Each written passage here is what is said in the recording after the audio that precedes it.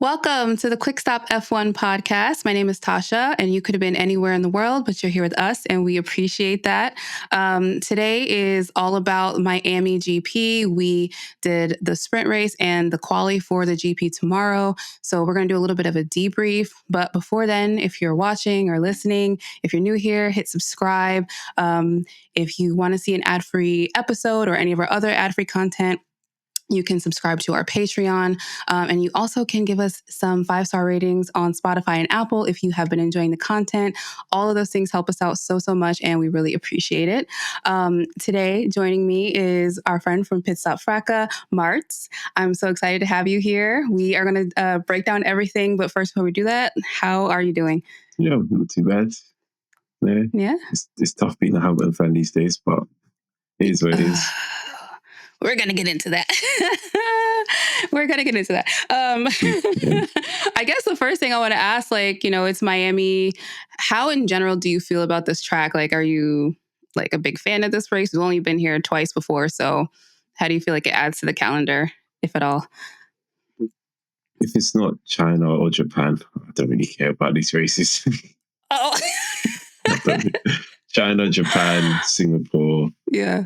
I mean, Monaco for qualifying. I do like a bit of Monaco qualifying, but Silverstone as well. It's a good track. Yeah. Apart from that, the list is, it's very...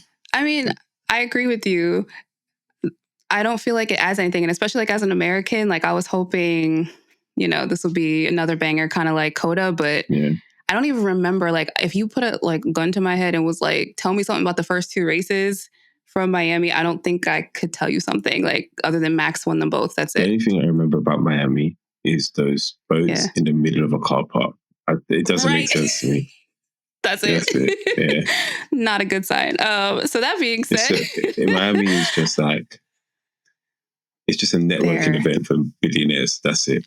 Yeah, pretty much. People who can afford $280 worth of lobster rolls, apparently. Exactly. So, yeah.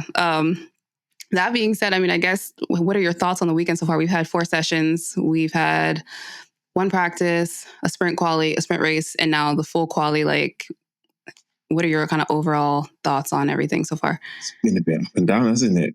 I mean, it depends on if you're looking at it from a Hamilton, it's been up and down. But I think overall, this has probably been one of the better Miami weekends that we've had. I think getting rid of maybe having 2 practices and introducing a sprint kind of added something to the weekend, which is normally a pretty boring weekend, I would say. Yeah. But yeah, apart from that, I think it's been quite... I've enjoyed it. I sat and watched every session. Well, 3 of the sessions so far. I didn't bother watch practice. Which one did you miss? Practice. Oh, yeah. It's practice. Yeah. Nothing really happened. I mean, and I think Charles spun out, so half of it was just waiting to go back on. So yeah, you didn't miss anything. Yeah, I feel the same. I mean, I feel like for me, sprint weekends are I don't know, I feel like mentally taxing, because it's just like, by the time it's Saturday, like I said, we've been through 2 different qualies, a sprint race, a practice, like, we have a race tomorrow, which, I'm excited for, I guess. But I'm just like, up until now, I feel like I've been clocking in for work. Like, I don't know, like different like shifts for work, So I don't know. It's been, I feel like kind of a longish weekend. Like you said, being a Hamilton fan, it's been a roller coaster so far. But I would also say, like, for other teams as well, like, the track, like, not having as much grip, like the cars just kind of like being a little bit hard to set up. It just feels like everybody's kind of like trying to find ways to like get it together. I think even Max kind of talked about, like, at the end of quali, like, from sector to sector, having issues keeping the lap consistent. So a lot of drivers were struggling in sector 2. I found as soon as they go into sector 2, they were just sliding everywhere else. Starting the same personal best in sector 1, sector 2 was just slip and slide, and they never really recovered in sector 3. So there was definitely something where that was I think maybe not having those practice sessions kind of affected them, and they weren't able to really get to know what the tires can do in the certain conditions. And as they were saying, they were going over the limit too much, and it was just becoming too slippery. Yeah, it was definitely interesting seeing that. I mean, like, even seeing, like I said, the Red Bulls kind of struggle. Like, it was, since they all were kind of in that same sort of scenario, I guess it kind of, we got to see at least some sort of like interest in a little bit. You know, it wasn't exactly like Max just came out and like smashed it every session. Like even he was struggling. So I guess it added a little bit of something, especially like for like the sprint quali. You had Lando Norris, who almost put it on pole, and the tires at the tire selection for that last session, which they all were required to do the softs, like the McLaren just couldn't fire them up. So yeah, all that hard work to get into that final quali session and basically nothing. It was very weird. I mean, yeah, it's been a weird weekend, but yeah. But any like kind of things stand out to you so far this weekend? George Russell. Yeah, stood out to me, and Danny Ricciardo. They both had very, I say, opposite weekends. I feel like normally George is more the confident driver in the Mercedes nowadays, and just didn't see that at all this weekend. He was, I mean, obviously every driver was struggling, but he just seemed to be struggling. And during the sprint race, it's just like, he just fell off the radar at some point. I was like, I looked at the screen, I saw George 14. I was like, I mean, I'm not the biggest fan. And I was, I mean, I would like to enjoy it, but the fact that I didn't even get to see it, I was just a bit like, what happened there? It's like, oh gosh. Yeah, I feel that. I mean, that's kind of the thing. I think he was like kind of stuck in the DRS train, but like he went backwards at the start. He started, what, P11? Yeah, something like that. So somehow he went backwards and was just never able to advance. Sprint quali, kind of the same thing. Like Mercedes was very clearly struggling. And then, Lewis put it in like P11 or P12. And then we're like, okay, what can George do? And P11. So it was like one of those weekends where, and this is off of Mercedes bringing their upgrades sooner, because this upgrade that they brought, this package was supposed to be introduced at Imola. And Toto Wolff basically was like, we need to bring it sooner because we need performance. What happened? Toto doesn't really know how to run the team, does he? So we've seen that for the last 2-3 years. Doesn't know how to run the team. He doesn't know. I mean, he obviously has a motorsports brain and he's very good at it, but he's just a finance bro. He's a finance bro in a racing suit. That's it. I'm tired of him. And me too. Listen, from next year, I don't have to deal with him anymore and his antics. So listen. He said after the sprint race that our pace wasn't too bad. Exactly. I was just like, what do you know? What do you know? Like, what were you doing during the sprint that you would even say that? Like, we couldn't even get around a Haas. We were battling with Kevin Magnussen for 19 whole laps. I mean, it did. K-Mag did throw a bit of terrorism in there, but a little bit. But it's still like even Hamilton was still struggling against Tsunoda. Yeah, and it's a bit embarrassing. And he had George stuck behind the Saubers, like just no moves were possible in that car. Yeah, I thought it was crazy because, this weekend on the opposite end of the spectrum, you have McLaren that brought an upgrade. It's basically, I think they described it as like a B-spec car. Yeah. They're calling it an upgrade, but so much stuff was changed. I think Andrea Stella said something like, I didn't even see the car like all together until like an hour before the first practice. So he had no idea, what the car was going to look like and how it was going to perform. And they kind of took that big risk of like completely overhauling their car and then also bringing it to a sprint weekend where you have one practice to kind of, figure everything out, understand the changes you made. So their risk seemingly paid off. And then Mercedes' risk that they were really confident would help. I think it's like when you're bringing in a package that's meant for another race to Miami, it doesn't really make sense. It's two different racetracks. Right. They're two completely different racetracks. I think the things that you are expected to see at Imola, you're definitely not going to see at Miami. It just for me, it just doesn't really make sense. If you're going to bring it Imola, just leave it at Imola. Just got to deal with what's happening at the moment in Miami. Right. And let's face it, with or without the package, The car's doing the same thing. Right. It's still Same big, it's behavior. heavy, it's fat, it's not going to win. That's, I mean, period. Yeah. It's not really making, and they're not making any progress either. And I think that's the problem with Mercedes. They're not making progress. They look like they're making progress, then they take 4 steps back. And it's always that 1 step forward, 2 steps back type thing you can see. And after what was kind of what looked like a promising year last year, it tried to teeter out with in the back end. And then now we're just seeing that it was just a false promises. Yeah. I remember vividly James Allison like shit-eating grin at testing. Like he looks so proud of that car. And now in retrospect, I look back and I'm like, were you smiling because you're like, holy shit, I can't believe it actually worked? Like you know what I'm saying? Like it worked. Like that's kind of, I don't know. Like it's the whole team feels like lost and disconnected. You know, one of the big things that the fans always kind of complain about is like the amount of experimentation that they do on the cars. You know, obviously they know more than we know, but it always feels like between session to session, something is changed to the point where the behavior of the car, the drivability is completely like different than the session before. So coming into Miami, I think George Russell, maybe even Lewis talked about the fact that like, you know, we're not going to experiment heavily this weekend. So kind of to your point of like not making progress, you put an upgrade package on. And then after the sprint quali, Lewis is basically like, yeah, we didn't really experiment heavily. This is just our pace. And I'm like, okay. What are we supposed to do with that information? Like, as you know, like, what are we supposed to do with that? At this point, it's just apathy. It's just apathy. I go into a race, I know what to expect. Right. But then it was good to see Lewis as well, like racing. And the fact that we got a good about 10, 15 minutes of Lewis and K-Mag going around, I think it speaks a bit about how bad the sport is at the moment, that we're looking at points race for 8th and 9th.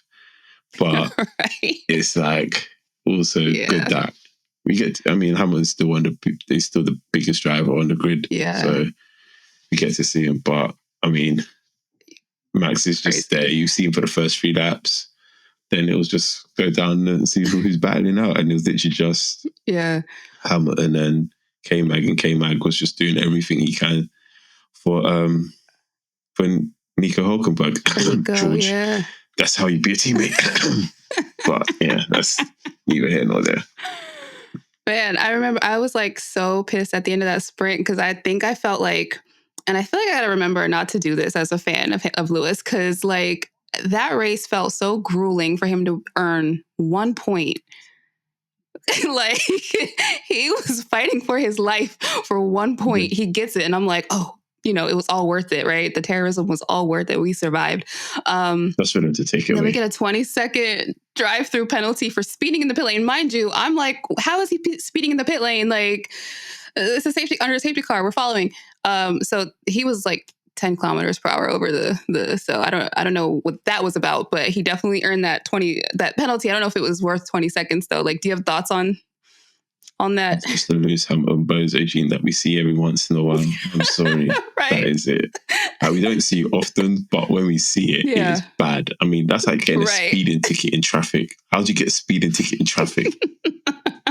How do you get fired on your day off? You stealing boxes or something? Like, it's ridiculous. Yeah. I can't believe it. I was like, I couldn't believe it. I was ready to die on that hill. Like, how you gonna give him this? And I was like, oh, maybe it's like, you know, the 0.01, you know, type of. Yeah, you know how the FIA like to just get in for any little thing. It's like a little nitpicky. The minute. I think it's the full 10 kilometers ahead. Is that? Yeah. I keep silent. I was like, all right, earned. Yeah, exactly. Let me just set up over here. But then it's like, okay, so he goes through all that. He gets his 1 point taken away. And then in the press conference, he's smiling ear to ear. Like, I had the time of my life. I heard K-Mag said that he was helping his team out. Bravo to him. It was a little bit on the edge, but you know what? I had fun. And I'm sitting here as a fan, like, I'm fighting for my life. Like, what is going on? What he's thinking is, next year, I'm not going to be here. Right. That's it. This year shit next year, yeah. He is just like, let me just enjoy this for what it is this year. Yeah. And like, if you keep on focusing on the negative with the car, it's just going to make him go crazy. And obviously, he's always going to be a big competitor, and he's always going to want to win. Hence why the move. But he also just seems like, you know what, for my own state, let me just enjoy this for the way it is and get the best out of it. I'm in Miami, my friends are here. Come on. Yeah. Right. And that's it. Like, I think at some point this weekend, he just remembered that his friends were here, and he's like, oh, let me put on a show for them. That is it. Straight up, yeah. He's like, I'm going to go meet Pat Mahomes Miami and all of them afterwards. Yeah, he's like, I'm about to be on a yacht, like, surrounded by baddies, like, you know like, sipping my Almave, like, whatever. Like, hands on my knees, everything. He's going for it. Yeah. Do you feel, okay, what are your perceptions for Mercedes, like, moving forward? Like, obviously, we don't really care what happens to them, and I feel like a little bit is like self-inflicted wounds. Yeah. Goodbye and good riddance. What? I've been wanting to leave. You know what it is, yeah? Yeah. Someone on the Pitstop Fracas account, when we first started off, we used to just put out some things about Lewis to Ferrari every once in a while. That person was always me. It was always me. I never admitted it. I never admitted it, but it was always me. And I remember saying it one year, and I was like, you know what? Lewis to Ferrari, let's get it done. And I put my name to it. A few months after, later, it happened. I've always wanted this move for him. And I've always said, I'm not a Mercedes fan. I'm a Lewis Hamilton fan.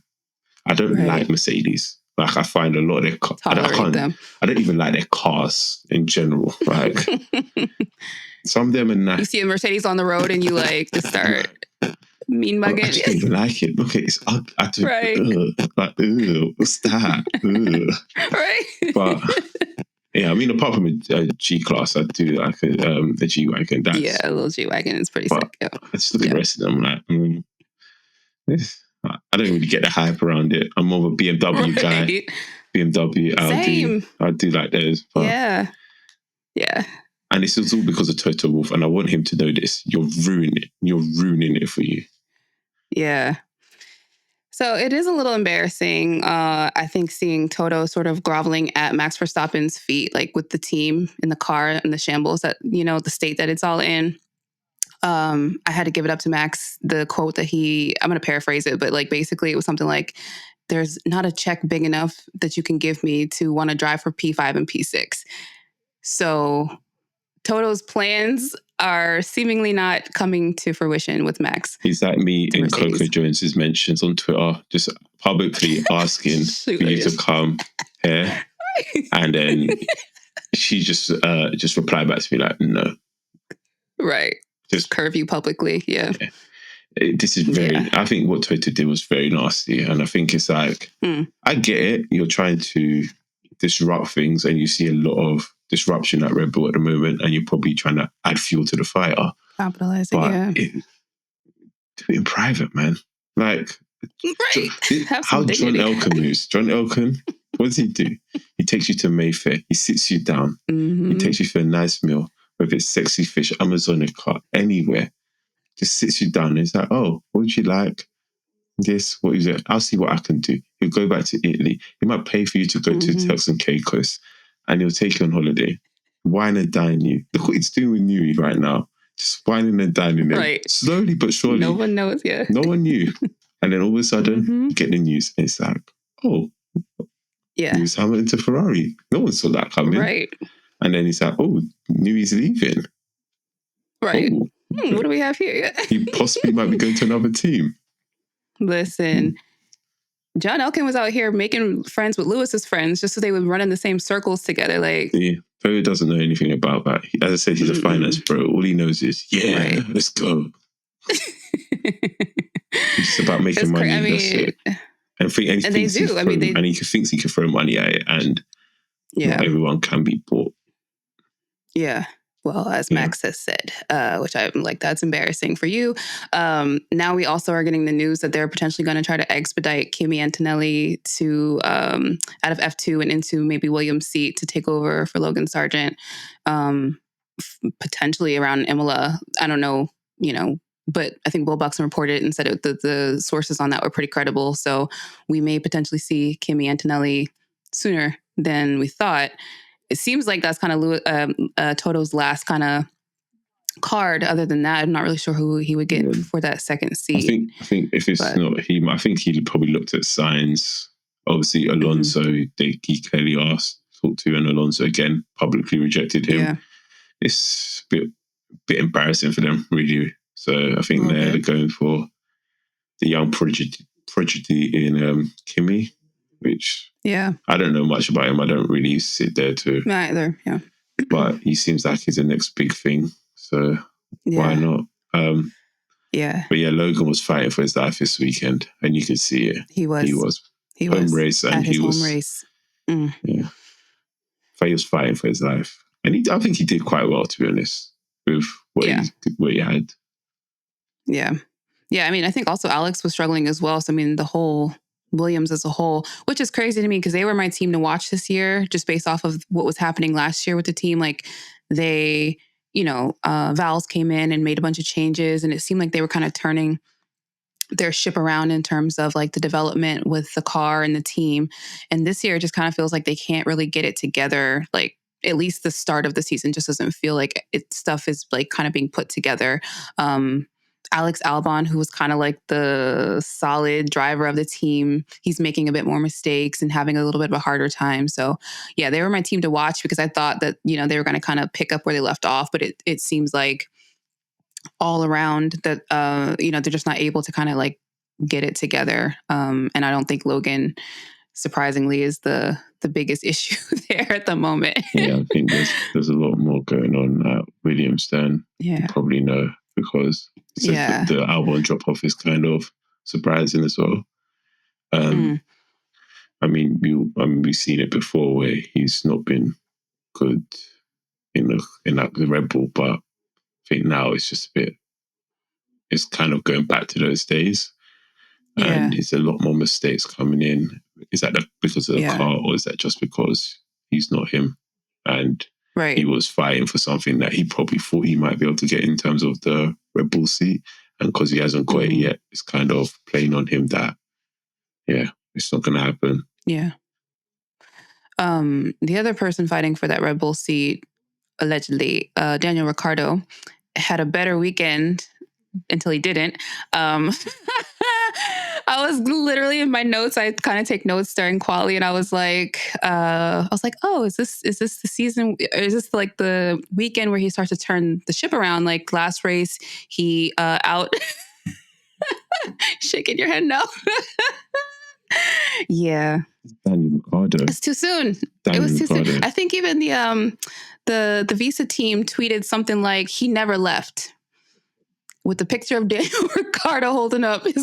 He never left. He never left. Yeah. And then to go out in quali in Q1 was kind of Daniel Ricciardo's performance in the sprint today is like the Pistons winning. Anyone that's watched basketball, if you know how bad the Pistons are, that's what it's like. The Pistons win a game, it's like, wow. But they're just going to reset to default next race.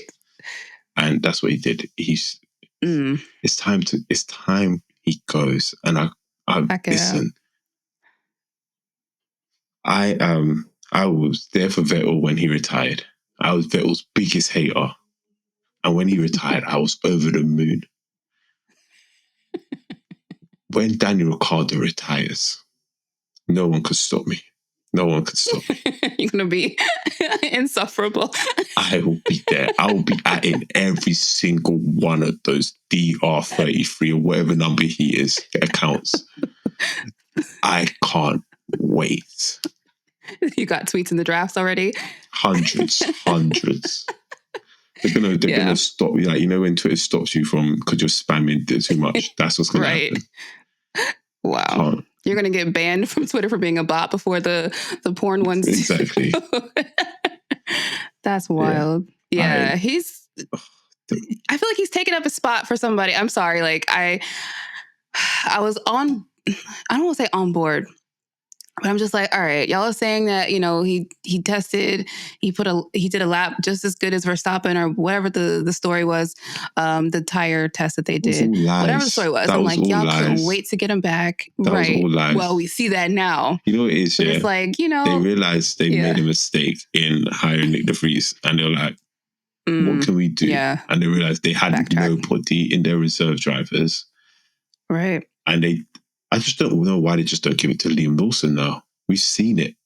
Yeah. Like, what Danny Ricciardo is getting away with, no other driver has gotten away with this. Nick de Vries never got away with it. Daniel Kvyat never got away with it. But he's getting away with absolute stinkers after stinkers. And it's just horrible to see. Like, and the whole sport's like conspiring to like coddle him. Like, that's the thing I think is hilarious. It's like, that's why I hate him even more. He still got it. Like, does he? Like, that's why I can't stand him. And drinking champagne out your shoe and all that. I can't stand him. Yeah. Yeah. That's how plagues get started. Like, stop doing stuff like that. As I said, I knew from when the driver was too happy to be here, I just knew he was never going to be that guy. They were talking about future world champion. Right. Just what? Yeah, you were in a couple races, but that's about it. Yeah. Yeah, he hasn't been delivering, but like that's an understatement. Yuki's been doing much better. He's had much more to deal with, like the different changes in and out of the team for the past like year. Seems like he's just got his head on a little bit more like straight. Obviously, he's not, I think Yuki misses a bit of Franz Tost though. I think he misses his mentor. Because I think since the start of his season, he's been a bit off it as well. And hasn't been quite the level that we saw him slowly getting to at the end of last year. And I think he's been struggling a bit. So maybe some of the team changes have affected him, and the environment's not as comfortable for him as probably before. So I think that's another thing to watch this season. Yeah, he at the end of the sprint, obviously he inherited the point from Lewis Hamilton because of the penalty.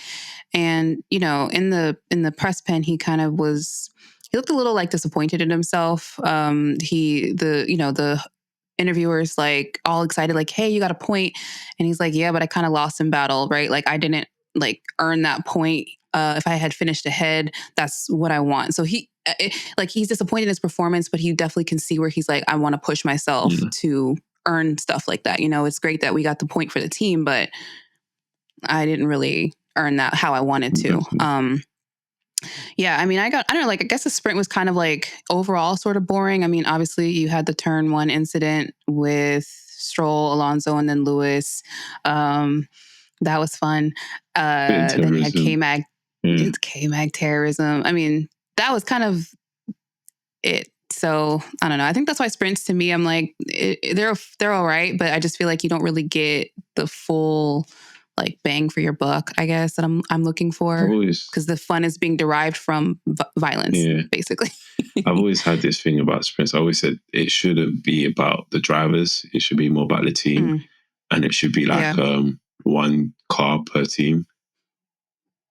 And just have maybe a reserve driver, and every once in a while you get your main drivers to take turns into driving it, and just see what can happen. Because imagine you've got like, I don't know, your reserve driver, Liam Lawson, and then you've got your big driver in Nico Hulkenberg driving. You never know what can happen, really. Or sorry, another way. One of the smaller teams will probably be able to get more points as well, because maybe a more experienced driver will be able to get the best out of their car, whereas a reserve driver might not. And it kind of adds a bit more tactics to it. Makes it a bit, I personally think it'll make it a bit more exciting, rather than just like it's like a smaller Grand Prix, which doesn't really, I mean, it sometimes is fun, but not. And it adds something that isn't a practice, but it's like not really something. I like that idea. I think I kind of thought about it today because I'm like, well, what do I need from the sprint? And I'm not necessarily even sure if the format itself is broken, but I think because it feels more like a Band-Aid over the sport as a whole, there's no predictability or unpredictability in the winners, really the constructors that do the best in the races. So it's like the top same teams over and over kind of shuffled around. So I'm thinking like, okay, maybe in 2026 when, we have new engines and new cars and new drivers, everybody's getting shuffled around and getting reacclimated to new teams. Like maybe that will kind of give us that unpredictability, and maybe the sprint races as they currently are will feel a bit more interesting because from session to session, we don't know who's going to end up where. But I think it's just overall, it's a preview of tomorrow. Like Max is going to win. Like McLarens are going to be up there and Ferrari's going to be up there. And I mean, really, you're just looking to see, or I feel like I'm looking to see like who's going to backtrack, like who's going to do the worst at this point, because I think we haven't. Obviously, the best sprint race was obviously Brazil 2021. Right. So maybe even using that kind of what happened then, maybe even, I know a lot of people say no to reverse grids, but maybe a reverse grid. I would like to see it. Will probably make it a bit more exciting. Imagine Max starting from the back and having to fight his way. Work his way. Yeah. And only having 16 laps to do it. Yeah. It adds something that's different to the Grand Prix instead of you just watching, I'm watching Max win today, watching Max win tomorrow. And then the sequel tomorrow, It's like you're getting a trailer for the main movie. So right. But you're showing too much. And they put everything in it.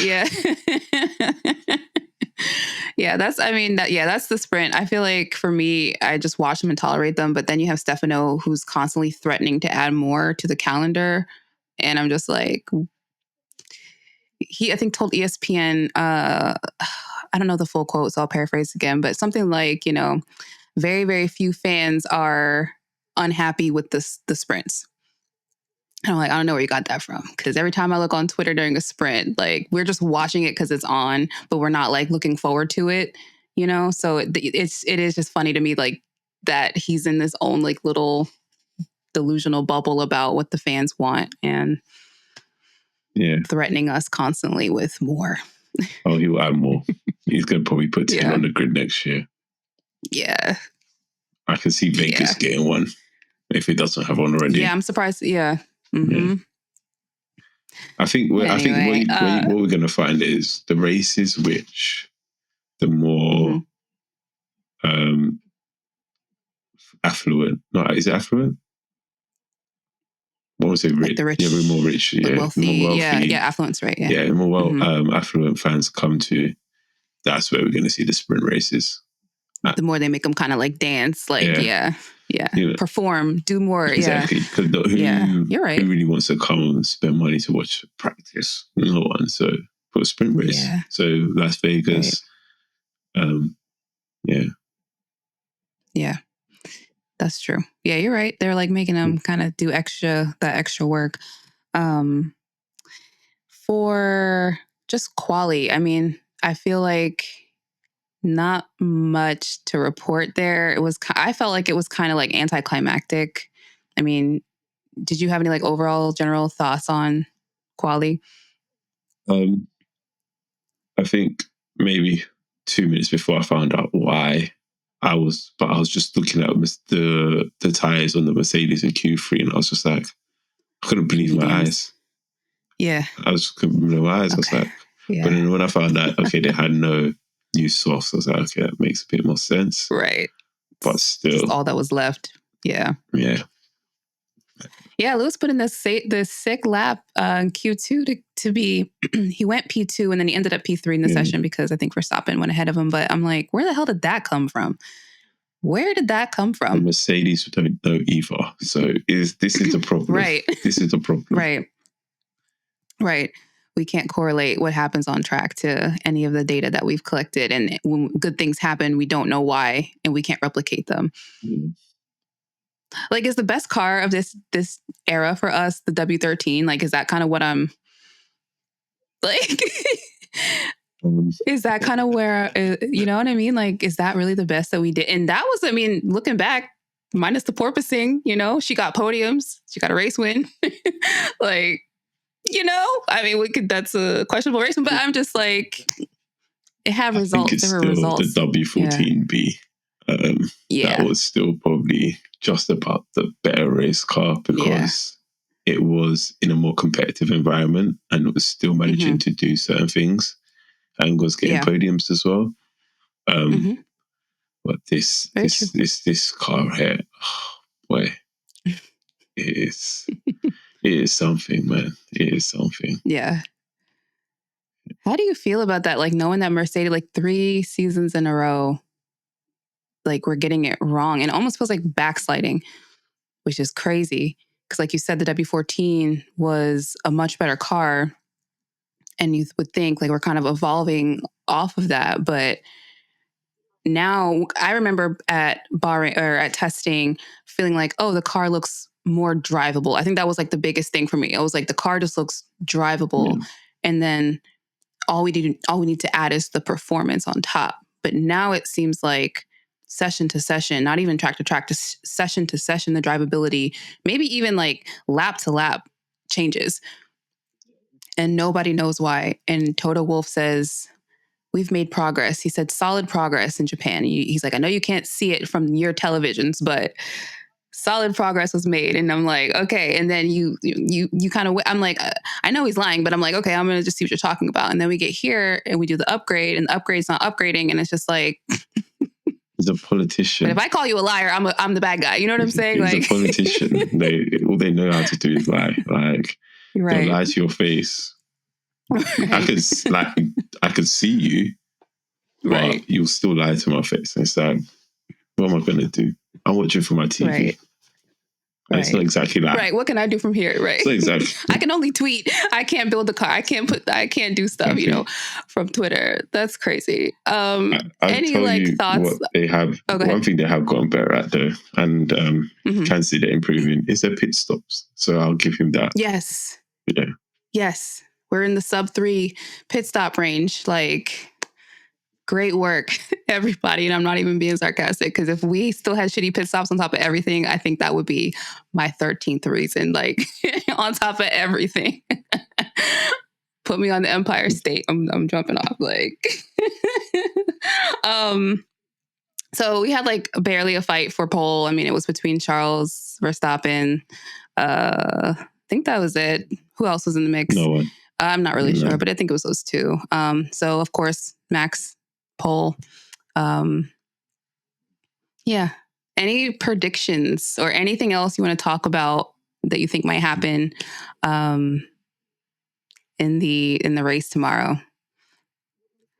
Safety cars, who's going to finish, who's not going to finish the race, podium. Max win. Yeah. Max win. It's the foregone conclusion. Yeah, at this point. Yeah. We'll see what the Ferraris do. We'll see if Sainz wants to turn up tomorrow. It might be a split between the Red Bulls. Maybe Charles might get in between Checo. But that's what it is, really, isn't it? It's like the race is split into 4 parts. It's like Max Verstappen, then Checo, Charles, and Sainz. And then what are the McLarens doing? And then where will Mercedes finish? Will they finish in the points? Or are they going to... Right. Yeah. And that's it. And then the rest of the guys. Right. Everybody else. I have no interest in you. Yeah. Yeah, everybody's like, oh, everything from after Max and down is so like interesting. I listen, I get that sentiment. I really do. And obviously you're watching it and some drama happens and you're like, ooh. But like when you sit with these races and like sit with these seasons and like nothing's happening. So it is really hard to like feel that excitement. I guess I'm watching because it feels like watching a train wreck, like, to be quite honest. Like, I just want to see what happens. Like, I'm not watching. The best of the racing, I say, well, they're not the best of the racing. I mean, actual racing happens more in the midfield rather than further up the field. And I think when you're just racing in the midfield, and like while it's fun to watch, it has no jeopardy to it. Like even if they're fighting for 1 or 2 points, it's not that the jeopardy isn't there. You kind of want to see them fighting for the race win. Right. You look to like Singapore last year, or even what race? I mean, this year when Sainz won it, there wasn't much jeopardy to it either. It was kind of that was like a foregone conclusion once Max dropped out of the race. But it still was like, oh my gosh, Max Verstappen's not there. Let's see what's going to happen. It's going to be a good race today. And it's still like one of the better races of the season because he's not there. So once you do remove that jeopardy and you have that inevitability of Max winning, it's something we just have to deal with. Red Bull, for sure. Red Bull built a supercar. They built the rocket ship that Toto Wolff said he was going to make. I never forgot that quote. We're going to get Lewis's 8th. Exactly. So it is what it is. But I think now that Newey's gone, we'll see how Red Bull deal with it throughout the season. See what if they're able to keep up this same level of performances, because we have seen in the past when Newey isn't there, sometimes Red Bull do struggle a bit. Yeah. It's like they don't know how to read his designs, so they struggle. So we'll see. Well, actually, let me ask you about that, because earlier in the week when, it became official that Newey was leaving, Max made a statement to the press that basically was like, we love Newey here, we appreciate him and his work, but there's other people in the technical department, right, responsible for this car. Which I don't think anybody's like single-handedly crediting Newey with the design, but he seems to be the only person out of the 10 teams who like fully understands the ground effect. Like, I mean, like that's his bread and butter, right? So he says that. I think Horner kind of echoes the same sentiment, like, kind of just trying to reassure that, we have other technical people on our team that are, there and capable. And then Checo says something interesting, which is like, I think any team that gets him, he's going to make an immediate impact because of race setups and because of strategy. So he's kind of like saying, Newey's not just a car designer, whereas Max is saying he kind of is. Horner's kind of putting him in that category. And so, like, to your point, like you said, like if he's not there sometimes to help with strategy, help with setup, help with like that problem solving, you might see like more inconsistency in their race performances. I know like one of the things that was rumored for Ferrari, like their offer was like to kind of let him work remotely. Like you don't even have to come into Italy. Like you could work, like work remotely, work on your schedule, whenever you want. And so it kind of felt like they were, just, making whatever concessions, if true, like whatever concessions to get him interested in working for their team. So yeah, if even if he's just like a remote person kind of giving them feedback, I feel like that's valuable. He doesn't necessarily have to be the person designing the car, but he does have impact in a bunch of areas. I think what Newey's been taken as for more and more of a step back within the Red Bull team anyway, it seems like. He's been doing, obviously he has other projects on, and he doesn't really focus on the cars as much. Just the car, but it is, as I said, we've seen it where Newey's not there for when he had, I remember, was it 2021 when he had his motorcycle accident? And he wasn't there for 4 races, and Red Bull was just lost. So he is a very, very key piece of that team, and he will be missed. I'm not sure that while yes, Horner and Max will obviously try to keep a brave face for it all and be like, oh yeah, there's other people in the technical department, and obviously they will all have learned from Newey. But we've seen with Dan Fellows that you're not Newey. That's it. Right, you're not him. If you're not him, it's very hard to replicate what he does when he's basically the one and only outside of trying to remember his name now. Braun. He was like one of the few people that have worked on ground effect cars. So and was one of like Braun was the one that came up with the rules and the new regulations. Right. So if you imagine someone like him who's worked on ground effect cars and knew he was working with guys like Braun back in the 80s, it's like you can't really replicate that. Like you can teach him, but he's a master, and you can't outdo the doer. Yeah. Like, I mean, and then Amanda Newey, his wife, is kind of left breadcrumbs on Twitter. There was an article that kind of said the same thing, like a while ago, where it was like, yeah, he's not really he wasn't really like so hands-on with the RB19 and the 20. And she basically responded, hogwash. Like, she knows, she lives in that household. Like, I think, yes, other people have helped and worked on it, but I think to like downplay his role in everything is not really a good look. Like that's not really the send off that somebody like him deserves. 100%, you don't want to credit one person with the success or the failure of a team, but if this is about him, like give him his flowers. Like just this might even be the last time we see him as an F1 car designer. So give him his flowers. That's how I see it. Yeah, I think he's had an amazing career, and if he stays on to go on to another team, it will have an immediate effect, and he will have an impact on that team. But he's probably the greatest thing to ever happen to F1 outside of outside of any of the drivers like Lewis Hamilton and Michael Schumacher. If there's a name like an unsung hero throughout the whole of these past 30 years, it's been Adrian Newey, because he's been behind, how many? 11 championship winning cars? Which is crazy when you think about it. It's like a 1 in 3. Multiple teams, multiple drivers.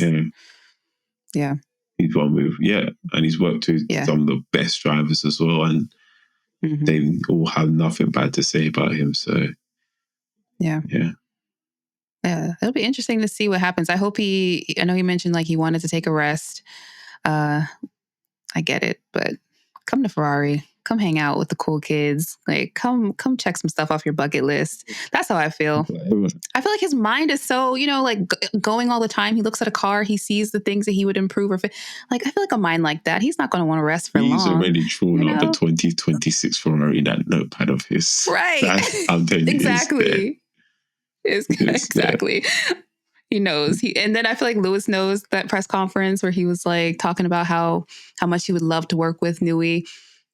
I'm very much like to do it. And he's like grinning ear to ear. Like, I feel like some stuff has been happening in the background. Lewis has always said that, I think, for years now. He's always said that. I would like to work with Newey. See, Toto, again, where you failed. Instead of trying to get Max Verstappen, you should have been working hard trying to get Adrian Newey. Hello, throw him $250 million. Like, but at that point, I'm like, it's not the money, right? Because they all make so much money.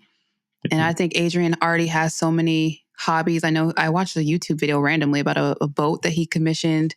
And, he designs hypercars. Like, he doesn't seem to me motivated by money, although I'm sure it's not going to hurt things. But I do think it's about a challenge. And I feel like Ferrari, the narrative that's kind of started for 2025 and really 2026 is going to be like, I feel like too good to miss. Like, I think I wouldn't want to miss that. Ferrari just needs to say, listen, we'll let you design our next supercar.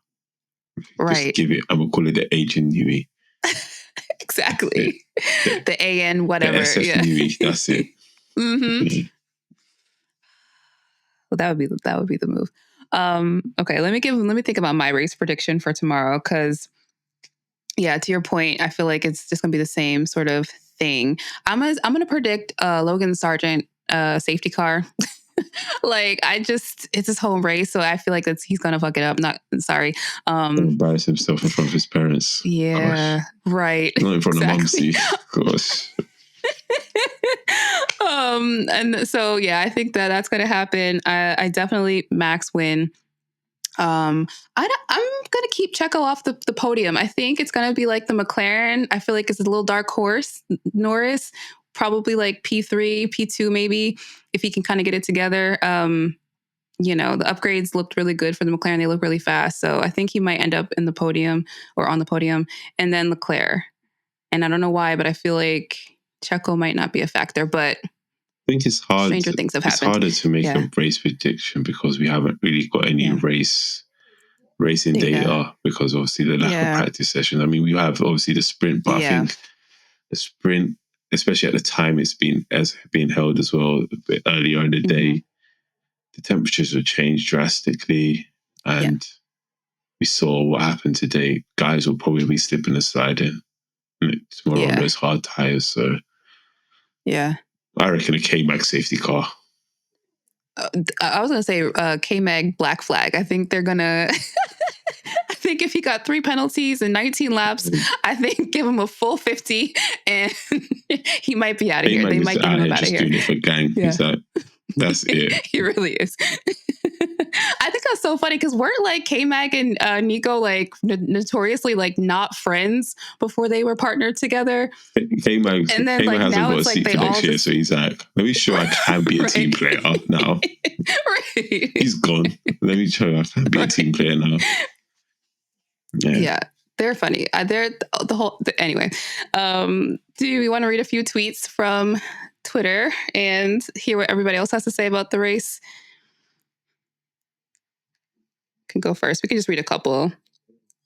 I always ask everybody, like, what are your predictions? And like, admittedly, the more boring the quali, the like less predictions we get because people are just like, I don't care. Which is very fair. Let's see. Let me pull up a couple. Do you have the link for the tweets? Okay. Did you want to read first? I have a feeling Logan is going to DNF against the park. Yeah. Poor Logan. I don't know. Like, he can't embarrass himself in front of his friends, man. He's going to have to everyone. But he might. I want him as an American. I'm like, I should feel more patriotic toward him. I should want him to win. But I'm like, he doesn't move me. You know what I'm saying? Like we had a whole slew of rookies in the past like couple of years. He just still has not moved me. Val's completely confused me when he re-signed him. I was like, surely you want somebody else in that seat. Like he's just taking up space. But but I feel like now since you've given him the second chance, you kind of have to like let him. I think he's a bit nasty throwing him out. And if if this is going to be his final race, you really can't crash out. Even if you finish 2 laps down, right? Even if you do a Schumacher, just finish 2 laps down, but finish the race. Yeah, I agree. Yeah. I agree. Just get to the end. Yeah. My tweet, I'm just going to read it, is from AJ Maestro. And they said, my mental health will be P1 for tomorrow for sure. Thanks to Lewis and Ferrari. Don't care for whatever else happens on there, to be honest. Yeah. Great job, Formula One. All the fans seem so excited to like be here. Like everybody's so happy. Any other ones that you saw? Yeah.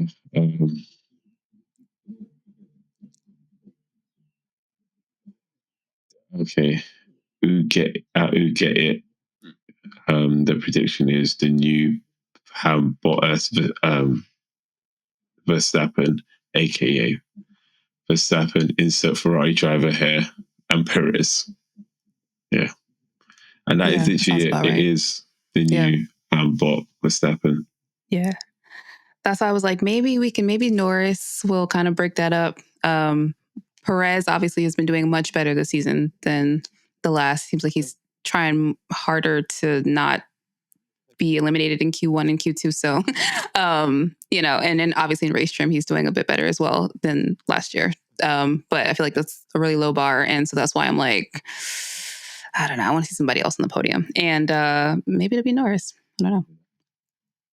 There's something Zach Brown said that actually I found interesting. But I can't remember what he said. Was it about Red Bull? Was it about Red Bull? The CVs coming across his desk? I can't remember. No, it wasn't about that. It was something he said when they were interviewing him during the race. And he said he said something about, I genuinely can't remember what it is now. Yeah. Yeah, I just remember the thing about the CVs. Well, that's that is... See, that's a problem when you can't keep it in your pants, isn't it? It's... Yeah. For people at home, basically, Zach, so after Adrian Newey announced his exit, everybody on Red Bull is, waxing poetic about him and how it's such a team still. And it's, I think Verstappen said it's not as dramatic what's happening than, as it looks. But then Zach was like, well, that's funny because I got a bunch of CVs on my desk from Red Bull employees and essentially like saying that he thinks Newey's going to be just the first domino to fall of many. So that was my quote that had me cackling from Zach this weekend because I'm just like, why did you do that? Like, you were not about to let them have this moment of like kumbaya. You're like, nope. Nope. Yeah, he's just... Can't find it. No, I can't find a quote at all. But yeah. Yeah, I mean, but again, as I said, what do you expect? People want to work in a comfortable working environment, and it doesn't matter that you're winning. Like that, I mean, obviously that's great for them, but if they don't feel comfortable in that environment, it is... Yeah, people are going to want to move, and it will, as I said, Adrian Newey will have a domino effect, whether he retires or whatnot. It will have a domino effect of people looking to leave. Red Bull, and it was kind of like how when the new regs came into place, how there was a domino effect of a lot of Mercedes engineers leaving towards Red Bull. So it was like when they announced the new regs, a lot of engineers started to move towards Red Bull. So it was like... Yeah, it was like over 100 people, I think, from the power unit department or something like that went to Red Bull. So it's always... Yeah. We'll see. And then you had people, I can't remember which engineer said it, but basically because of the direction of the Mercedes, they were like, I'm not with it, I'm out. So yeah, it doesn't take much for people to feel dissatisfied or disgruntled at work. And then, that's the performance of the car that they're feeling like, okay, I don't want to be here. But then when you, like you said, you have, somebody in a position of power, abusing that power, and making employees feel uncomfortable, it doesn't matter how great things are going on the racetrack.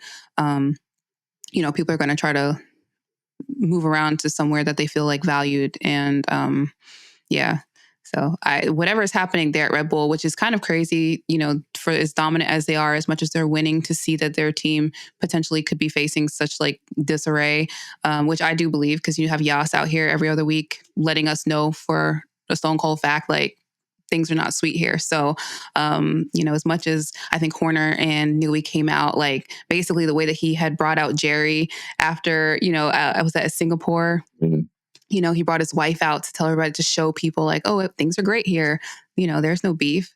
And he did the same thing with Newey at Miami. So it's just like, if I have to go by a past behavior, that's signaling to me that something is wrong. Not that thing. I've never seen you and Newey enter the stadium to get like that's, you know what I mean? Like, so I don't know, weird behavior.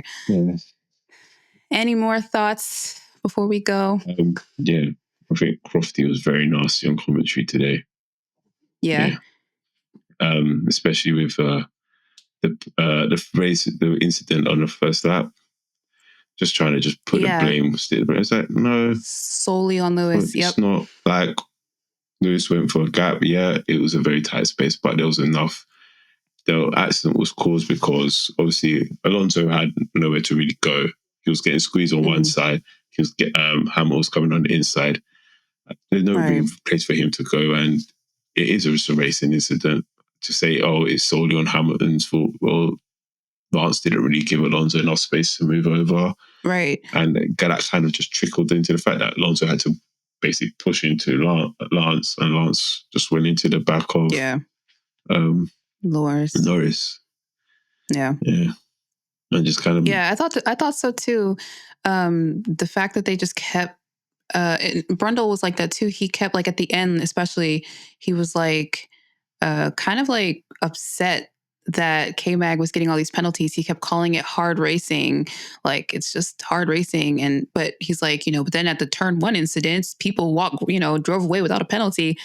It's just like, okay, so you're saying your turn one race incident is more of an issue than somebody running somebody else off the road, colliding with them, cutting chicane. Like he has a black and white flag after less than 19 laps. Like how do you drive that poorly and then you're not the problem? Bring back Nico Rosberg. That's what I say. I like really bring back Nico on the commentary. Oh, on comms. Yeah. He would tell it like it is. He would. I enjoyed his commentary, whatever race it was. Because it was China. It was the first time I've heard Crofty on the ropes. Anytime Crofty tried to say something, Nico's like, no, I don't. No, Crofty, you're wrong. He's doing this because of this. And I was like, it's beautiful. No, he's not good enough. Correction live on air. Yeah. Absolutely. Yeah. Nico surprised me because sometimes I'm like, he can be a little bit whatever, but I felt like for China, he was on it. He was very unbiased. Everybody got fair critique. Like you said, he kept correcting Crofty on air. Like he was not letting any shit fly. Like it was great, but he's like not on their payroll. So he doesn't have to go in there with an agenda and pushing an agenda for, 2 hours. He can just say what he wants. And how refreshing. It's almost like when they had the kids. Do you remember that when they brought the kids in for commentary? And I was just like, this is refreshing. They just are calling the sport. Like it's crazy that we don't get that level of analysis from paid professionals with decades of experience. Like, and 8th graders came in and were like, like, this is crazy. Not comparing Nico to like children, but it was the same level, that same feeling of like, wow, like people are actually trying to analyze the sport, not just like push agendas for no reason. Yeah. All right. So let me read out the starting grid for tomorrow. Starting P20, we have Daniel Ricciardo, Zhou Guanyu, Kevin Magnussen, Logan Sargent at P17, Valtteri Bottas, Fernando Alonso in P15, Alex Albon in P14, Esteban Ocon, Pierre Gasly, Lance Stroll starting 11th, Yuki Tsunoda, P10, Nico Hülkenberg, Lewis Hamilton, George Russell, Oscar Piastri in P6, Lando Norris, P5, Sergio Perez, P4, Carlos Sainz, P3, P2, Charles Leclerc, and then Max Verstappen starting on pole. And that is our grid for tomorrow.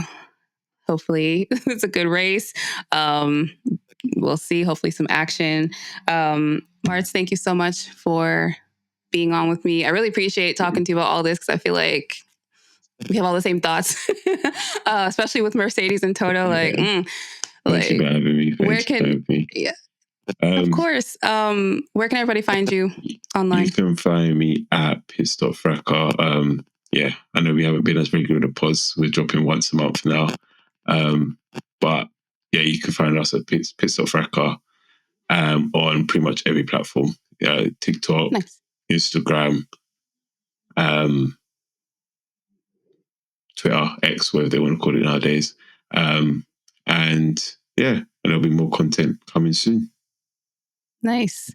Well, we're looking forward to that. I'm going to put notifications on for your tweets so I can see all your Danny Rick drafts when you start posting them. Thank you so much for being here. Really appreciate it. Really appreciate everybody out there watching or listening. It's always nice having you all here as always. Make sure you're subscribed, like, comment, all the things. Like I said earlier, you have ad-free content available on Patreon, and 5-star ratings are much appreciated on Apple and Spotify. I will be here, I think, next Saturday. We'll have a show on Tuesday as well for you guys. And that's, I think, it from me. Other than that, no matter what happens in life, keep it on the black stuff, and I'll see you soon. Bye. Look, mate, if you've got this far, clearly you like what we do. So here's a link to subscribe to the Quicks Up F1 family. Give that a click. And here's another link to some more cool on our channel. Sorry, cool stuff. And remember, no matter what happens, keep it on the black stuff. Click the stuff. Click the links. Click the links. Click the links. There. They're there.